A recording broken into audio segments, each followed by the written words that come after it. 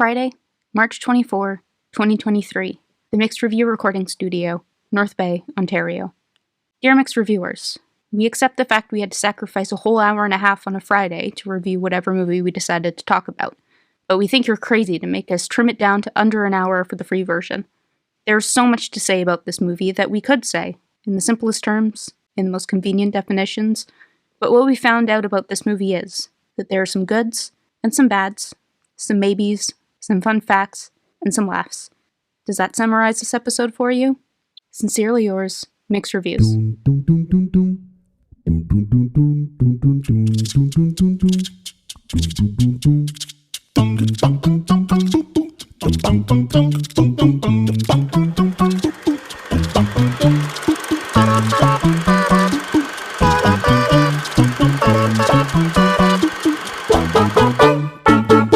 Mixed Reviews. Mixed Reviews. I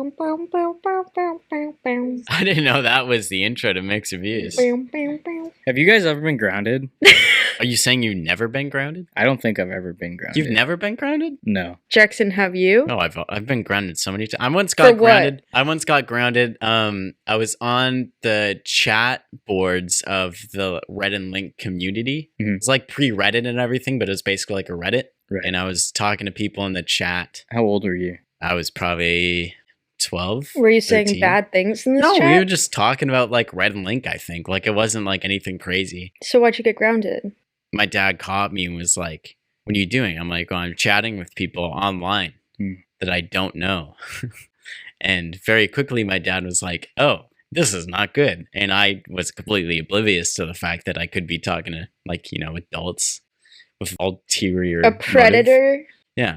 So anyways, I got grounded, so I wasn't allowed my computer. From that point on, I wasn't allowed to have my computer in my room. And I think I was like grounded from like TV and my computer and stuff. That's wild. What happens when you're grounded?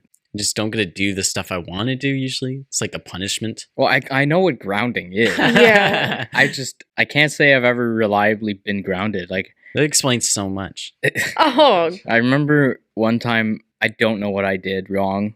I don't know what happened. I think I was annoying my sister or something. My mom didn't like that. So she grounded me, but I was just sitting in my room for like 10 minutes. And then my mom comes in. She's like, "Did you learn your lesson?" I'm like, "Yeah."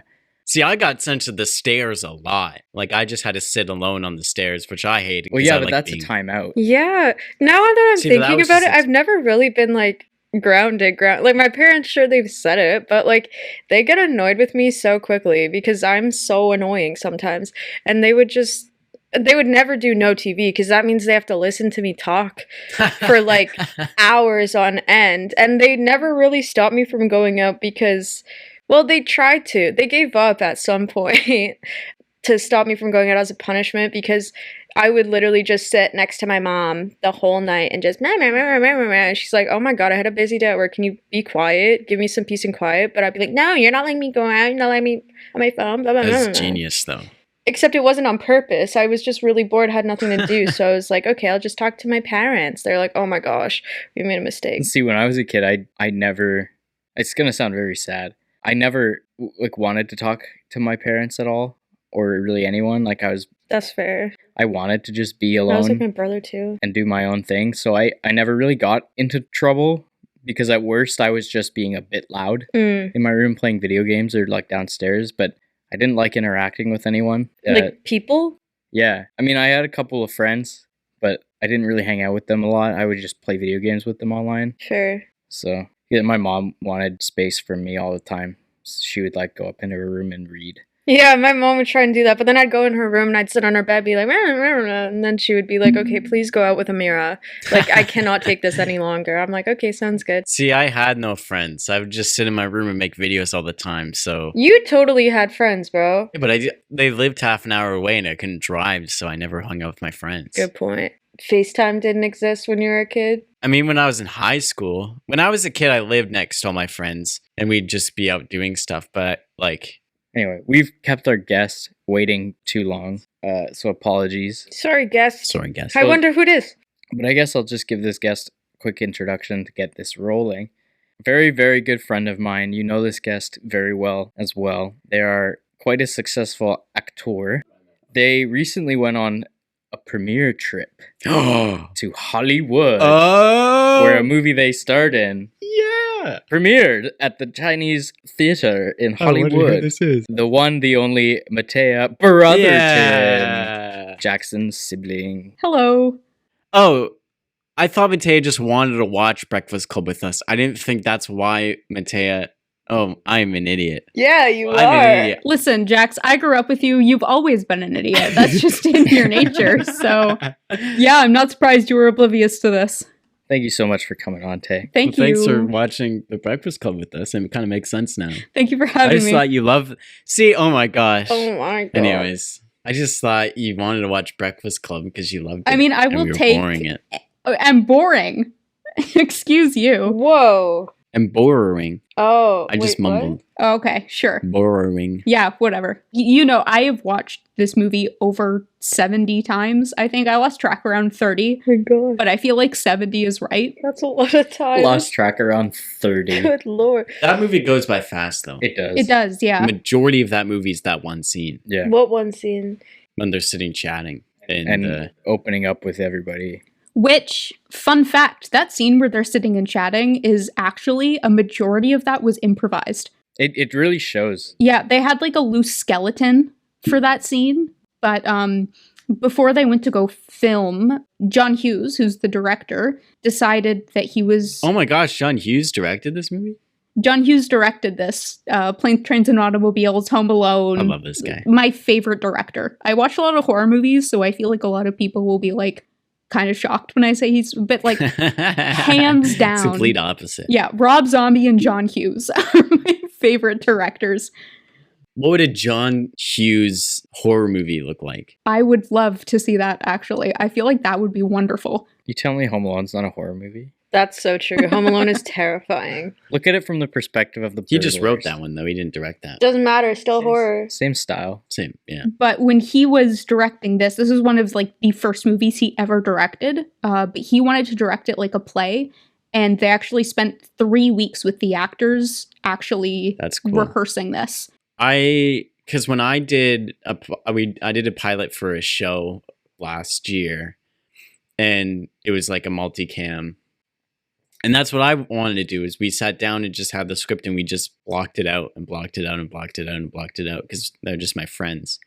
I loved that because it just allowed for everyone to try things and to feel the space. Yeah, as an actor, I think it's critical, and I think it's something that's really overlooked in a lot of shows. Like when I was working on Sunshine, I didn't actually sit down with the director or the producer to talk about my character until the middle of the first day of shooting.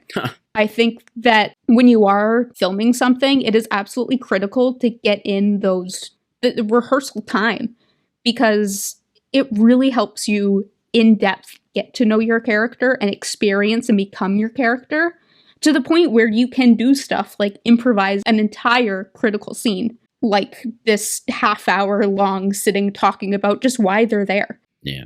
And I like to, like, from a director's point of view, like for me doing that with my actors, it was helpful because it allowed me to feel the scene and realize the parts of it that weren't working, especially because it was comedy, right? Mm-hmm. And the parts didn't work, and there was things that felt weird, especially because I was shooting multiple angles. It was like, okay, allowed me to think through all this stuff without being on set and in a rush and, you know, trying to figure out like in 5 minutes. I had time. I had to hold like a couple days to think through it. That time to get to know your characters for the actors is so critical, and having directors' input especially. I really like how they took that take of directing it like it's a stage play and kind of take that approach to the preparation of it, but still playing it as if it's a film. Mm-hmm. It's hard to believe that these people are actors because they just seem so well acted. Mm-hmm.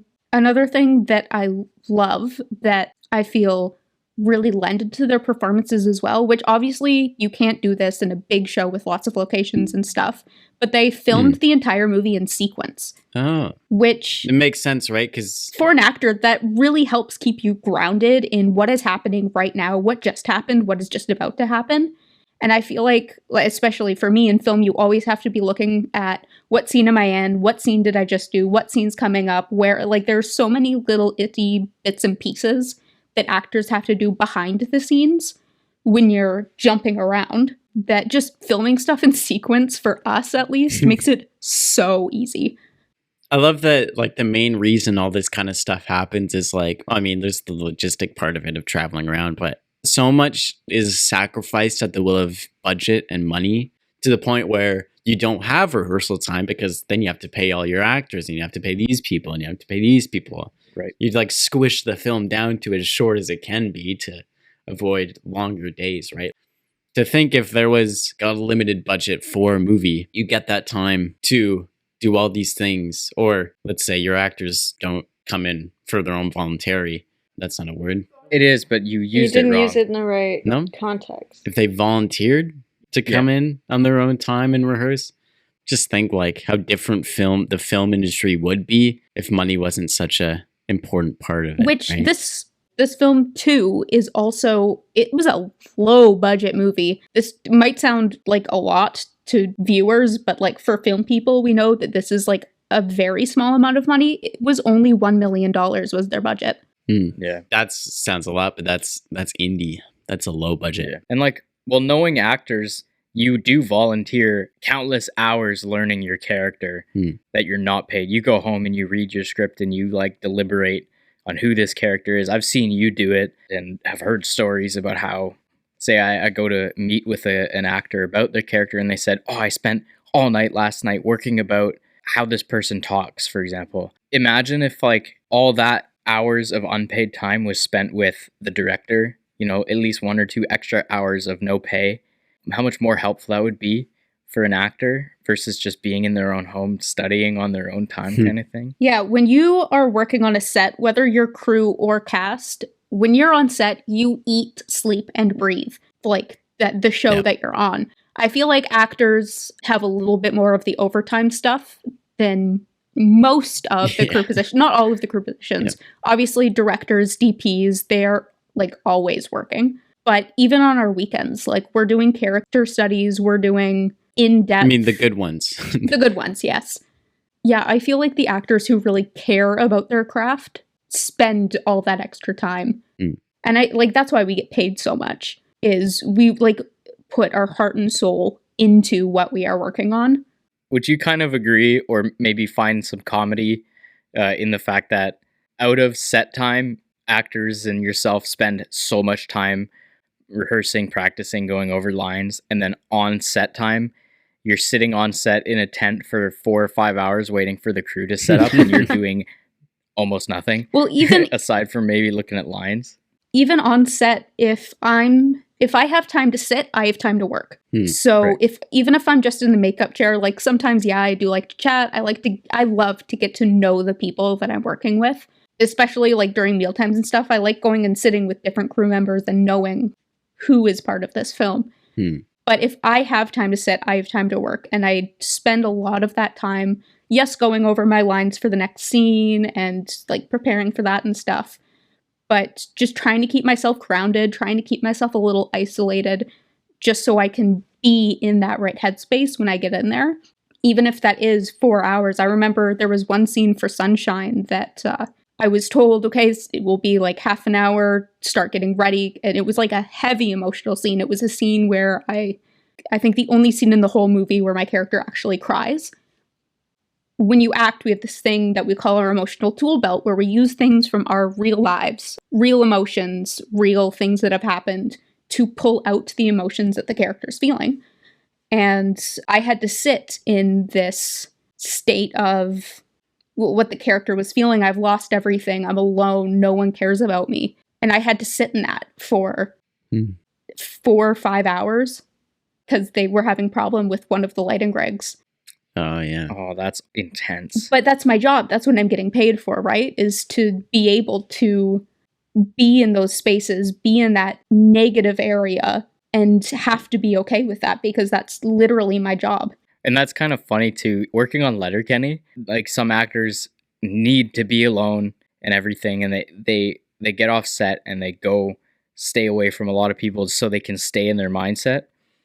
I guess Letterkenny is different because it's a comedy or something like that, but Jacob Tierney or Derek Tiso has like this really intense scene. They're totally in character. The second they call cut, the character drops off of their face and they're just like the people who they were before they called action, and it's completely different. That's funny. These guys can just on the snap of a finger just turn on Wayne or turn on Glenn. It's impressive. Yeah, that's a really lucky attribute to just have naturally for an actor. I'm always in awe when I can see people just snap, go back and forth. Like, I have to sit in the headspace of my character. I'm not method by any means, but I do need to be in that headspace, like prepared for the scene, for the emotions, for whatever it is. That to be able to just snap like that, I'm always awestruck by that ability. Both aspects of that is impressive to me because I could never do either. Right? I would spend 8 hours of my day trying to make a tear and it wouldn't work. I'd be wasting everyone's time. Yeah, I don't know how people act. That's crazy. I had to pretend I saw a dead body in my one class, and I just could not be I was like, oh my gosh. And they had to end up narrating. Did you see a dead body? I had to end up narrating what was happening because I just couldn't. I was like, I was shaking and crying because, like, I cannot do that. I cannot do it. It takes a lot. Respect. If you see an actor sitting by themselves, leave them alone. 1000%. If an actor is sitting by themselves, something is happening and they need to be alone. Tay, I have a question for you. Yeah. This is a review of Breakfast Club, but I just want to know a bit more about your acting history. Yeah, I think we're like, half an hour in and we haven't really talked about the movie at all. We'll start getting into it, but I do want to ask you this. You went to school for stage and screen acting. What's the difference between acting on stage and acting on screen, and how to prepare for it? And actually, let's bring it back to Breakfast Club and how they prepared their actors for this film as if it were a stage show. Like, could you maybe break that down for us and like why that's significant? Okay, well, the difference between stage and screen acting is actually a lot bigger than people would think. They're completely different worlds.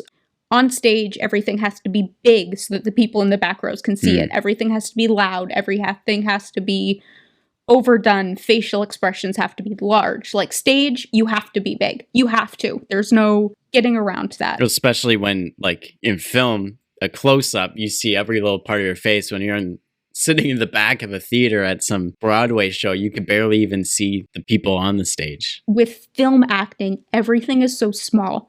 Everything has to be brought down. Everything has to be subtle, especially with close-ups. Like an eyebrow raise, what people would normally do acting for an eyebrow raise is too much. It has to be like a slight twitch almost. Like, you have to be so minute, so careful, because the camera picks up every little detail. And that's one thing that I absolutely love about The Breakfast Club is they paid so much attention to those little itty-bitty details that add so much gorgeous subtext to this film, which is another reason why I'm so glad that they rehearsed this like a play. Not in the big acting, big voices, big movement, but they were able to get those little itty-bitty intricacies that you just could not get if you didn't have rehearsal. If you don't have time spent with the other actors, you don't get to work on those little looks, those little side glances, you know, the flare of the nostrils, the twitch of the corners of you don't get to work on that if you don't get rehearsal.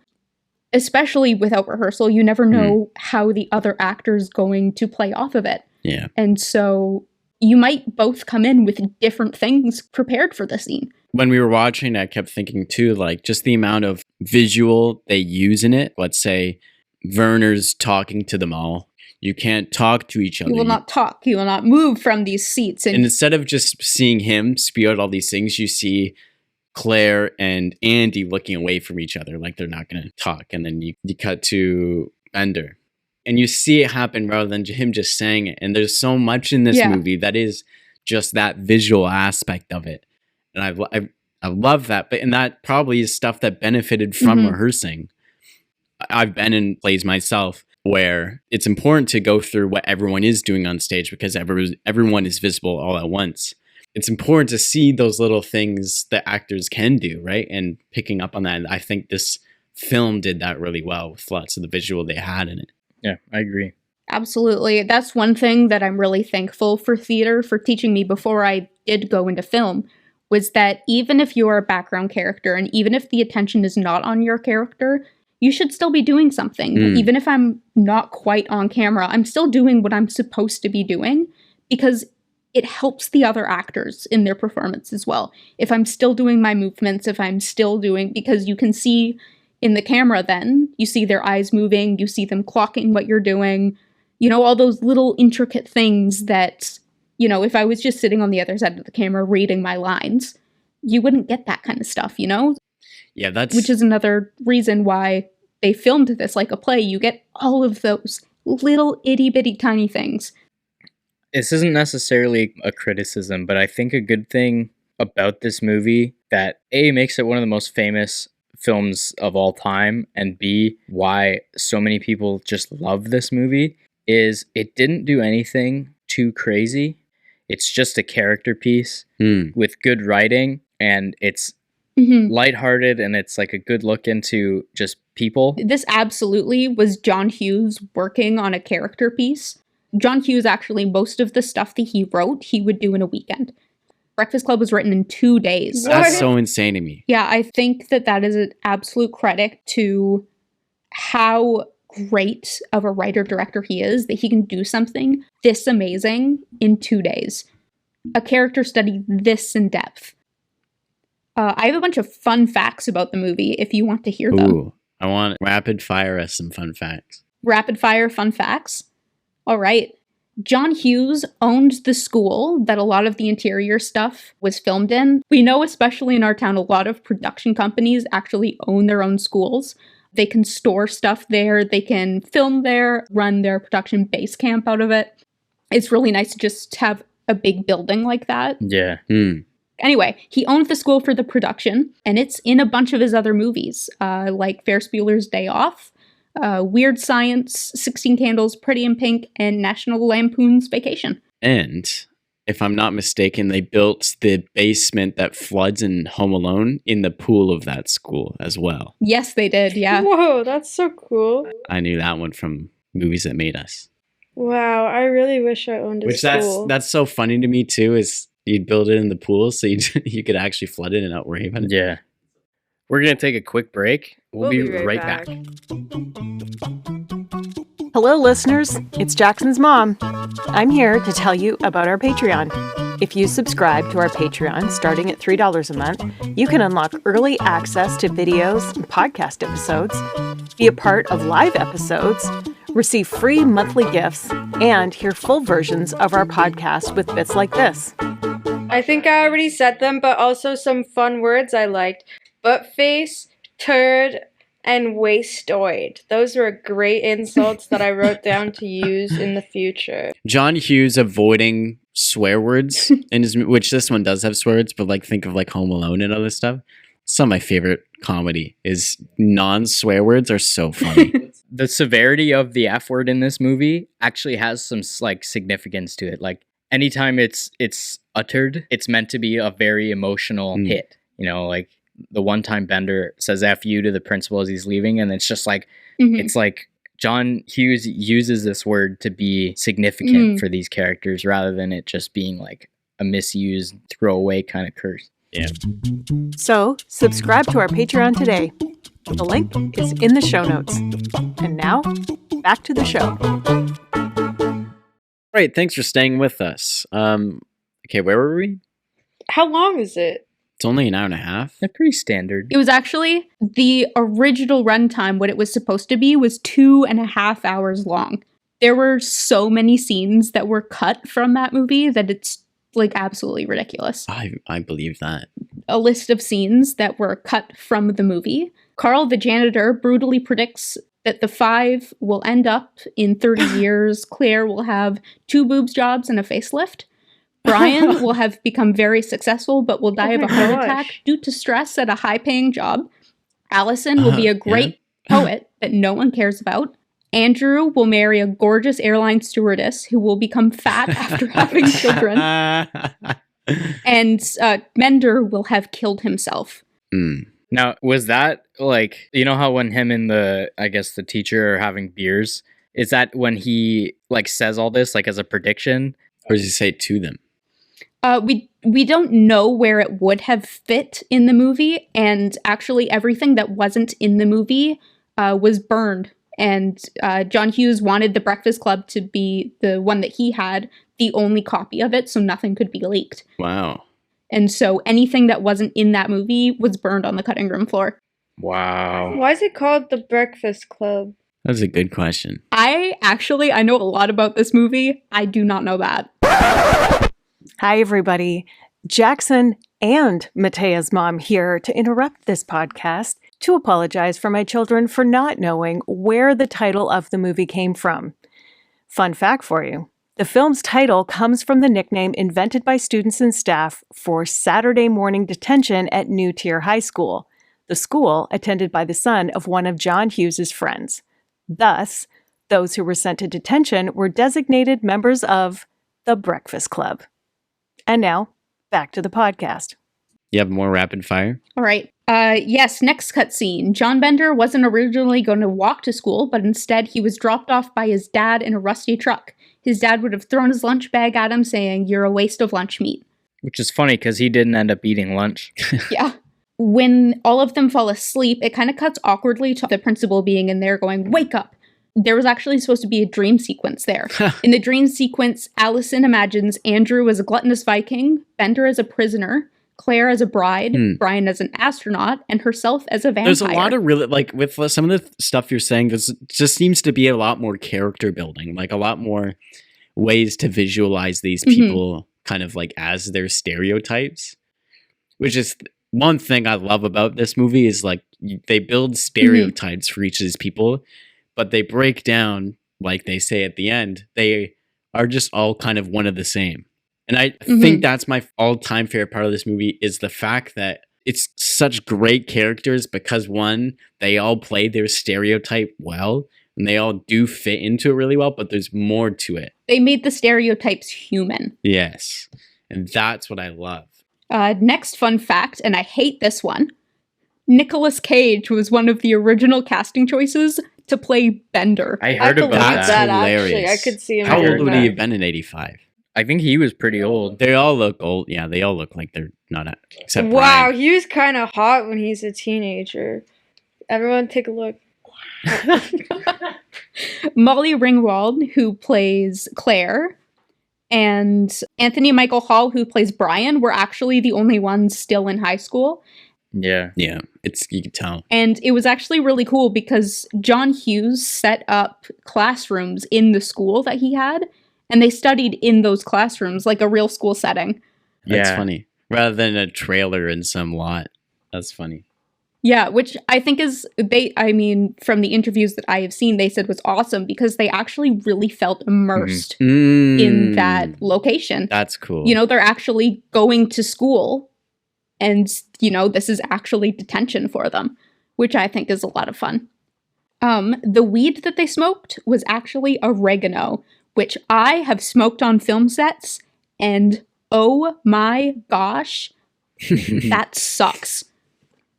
Yeah, typically sets use blends of different herbs. I know when I worked on Sunshine, all of the joints and cigarettes that we smoked were herbal blends. Those also weren't great. Yeah, I packed them. Right, yes, I forgot. We made an assembly line in the living room and all packed those That cigarettes was for funny. like 5 hours. I have a photo of that, I think, on my phone. And that was all I did pretty much that whole day. Jeez. Yeah, drugs on set are never fun to do. That's all I'll say. I don't enjoy doing that part. Especially because it was such a heavy part of your character in Happy Sunshine. Oh yeah, I think in Sunshine, in total, that whole film, I don't know how many cigarettes my character smokes, but I know, like, between all the different takes we had to, like, for every scene, I probably smoked 100 of those things. So why was it not just a regular cigarette? Why was it a herbal cigarette? When you're smoking regular cigarettes, especially if you're doing take after take, you know, you smoke a cigarette, it gets smaller. And if you have to reset, you have to get a new cigarette. Buying that many cigarettes not only would get really expensive, but How bad more than maybe 3 would be back to back, let alone 20? a major health risk. Yeah. Anyway, last fun fact, all of the scenes at the beginning of the film are crew cars. Not cars that they paid for production. Those are cars that are owned by people who worked in the crew. I believe that the BMW is John Hughes' car. That's funny. Shocker. And also, Brian's mom and sister that drop him off are his real mom and sister. Aw. That's funny. But I love that line from his sister. Yeah. I don't remember what she just says, yeah. Yeah. I'd really like that opening scene where you kind of see, like, because lots of the movie is about, like, their home life. There's so much that goes into that. So what a great way to show that with having them all be dropped off. And then you have these conversations. And for some, you don't have conversations. You see Allison's parents drive away when she goes to look, which also shows the fact that she wants their attention. She doesn't get it. And then you just full on see Bender walk up at the exact same time. I love that you mentioned that, because that was one of the first things that really hit hard for me, is that having seen this movie once before, obviously you kind of get into the mindset that, like, these people are all meant to be different and then all come together and to, you know, in one way or another kind of be the same by the end of the movie. But watching it again, you know immediately they're all the same from the very beginning. They all have something going on. Who they are versus who their parents want them to be are completely at odds with each other. And it's the same for everybody. They have similar issues, and that's how they can come together. And it's all there from, like, the start. And I just thought that was, like, amazing way to introduce these people as being different but the same. I like too with Werner as well. Like, throughout the movie, you see him be just as bored as these kids are. You see him being like, wow, these kids are changing. I can't relate to these kids. And then, you know, the janitor comes to be like, no, you're the one that's changing, not like, you know, he has just the same amount of growth. By the end of it, he's like, oh, we really are just the same. I'm just critical of these kids because I care what they think about me. Yeah. Which is the exact same as, you know, lots of them. They care what people think about them. Right? He cares just as much about what these kids think about him, even though reading that letter at the end of the movie just kind of hammers the nail into the wood for him on the fact that, like, these kids only think that his first impression of them is who they are, and they've learned through the film that they are not who other people label them as. They are individuals and who they want to be. Yeah. But to them, it doesn't matter. Like, they're worthless in the eyes of the adults. Like, so, you know, you can paint us with your labels. And I think the principal kind of gets that by the end of the movie. You don't see it. You don't see it click for him. You don't see a change in his actions. But I think it's really good directing in a way that you don't need to rub things in the face of your audience for them to get it. You don't need the close-up shot of a tear running down his face as he reads the letter. Yeah. It's like you can just kind of assume that he gets it emotionally. After they have that conversation where he's like, they've changed. No, it's you that's changed. We don't see him again and for the rest of the movie until he reads that letter. He doesn't see the kids off. He doesn't go into that room again. Like, we don't see him until he reads that letter. Like, it's almost like he's hiding. Yeah.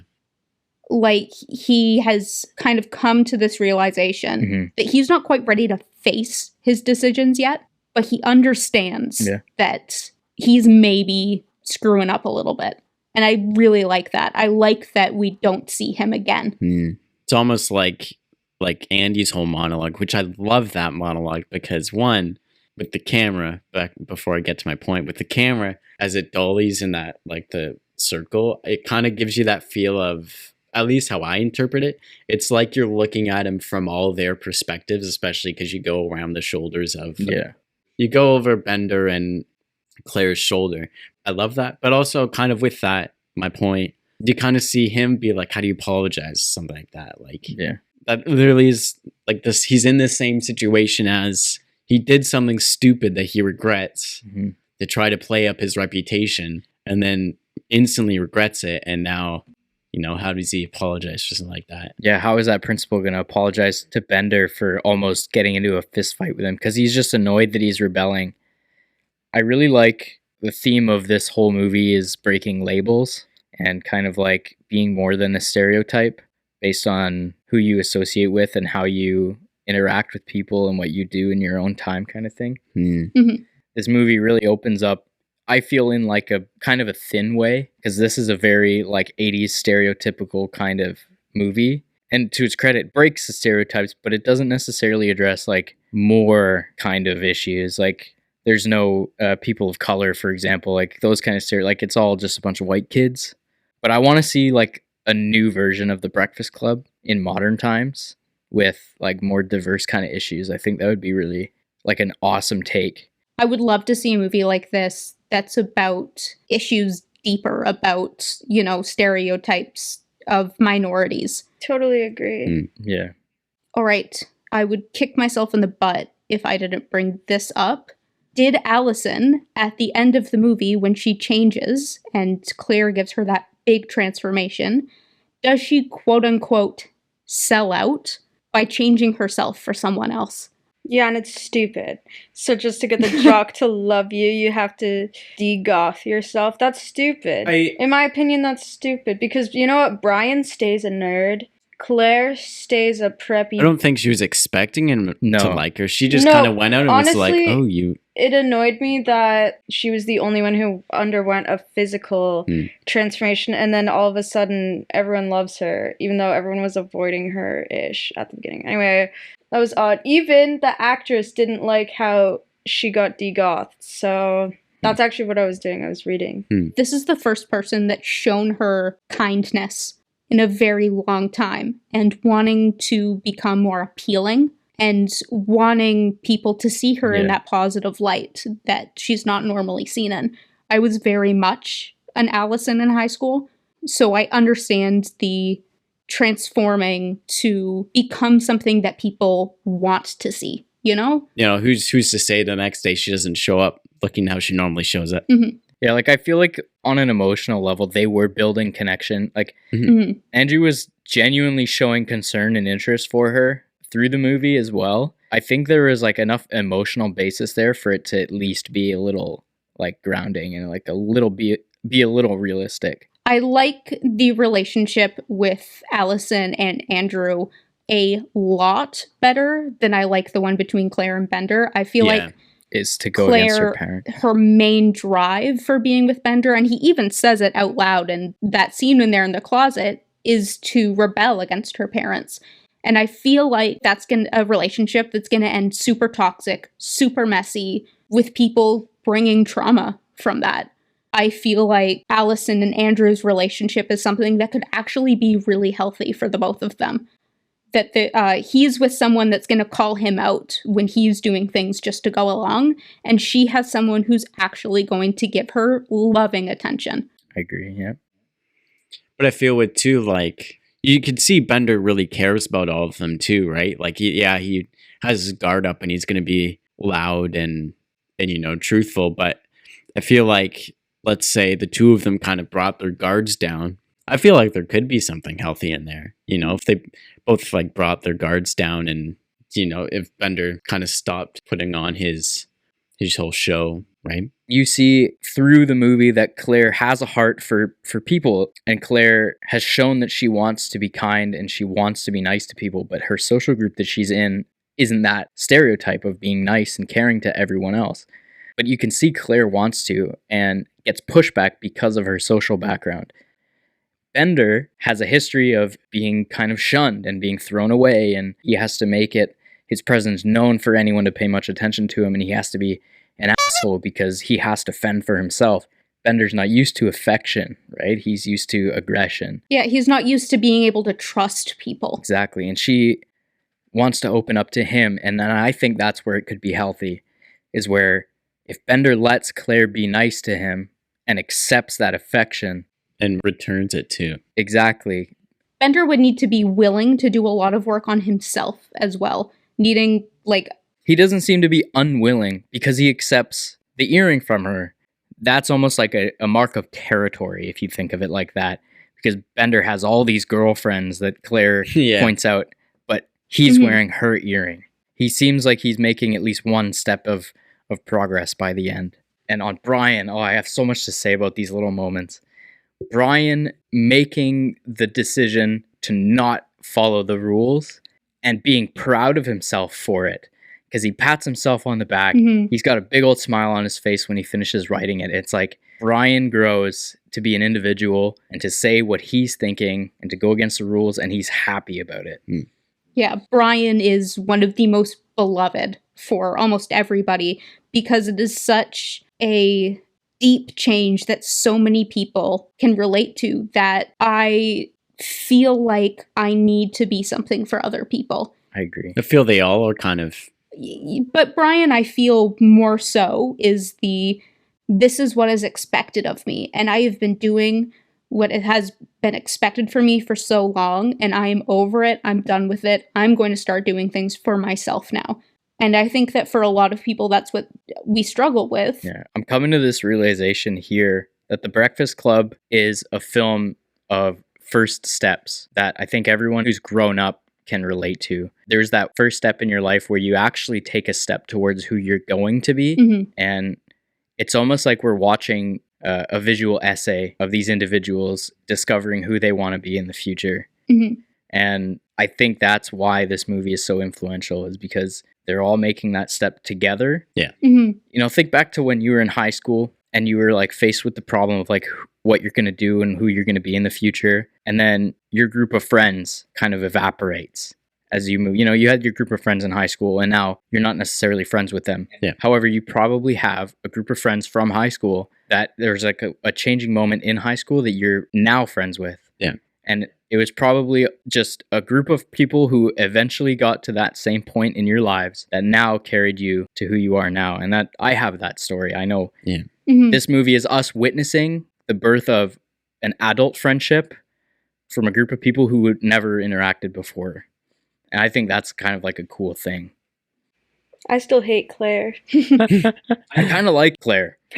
Yeah, because you saw her underwear? No. I think I just like her because she wants to be someone, but is concerned to be that person. And she wants to be loved. She wants to be kind. She wants to be protective. She wants to be there for people that she cares about.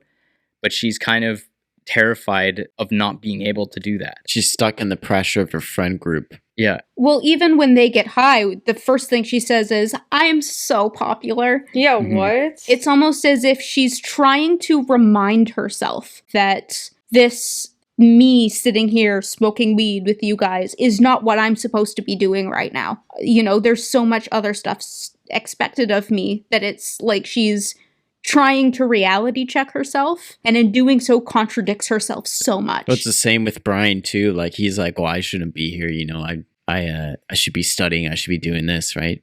But they all would benefit more from not being there. But is that true? Because this seems to be a very pivotal time in their lives. This a pivotal one day, you know? truly. Mhm. Pivotal breakfast. Lunch.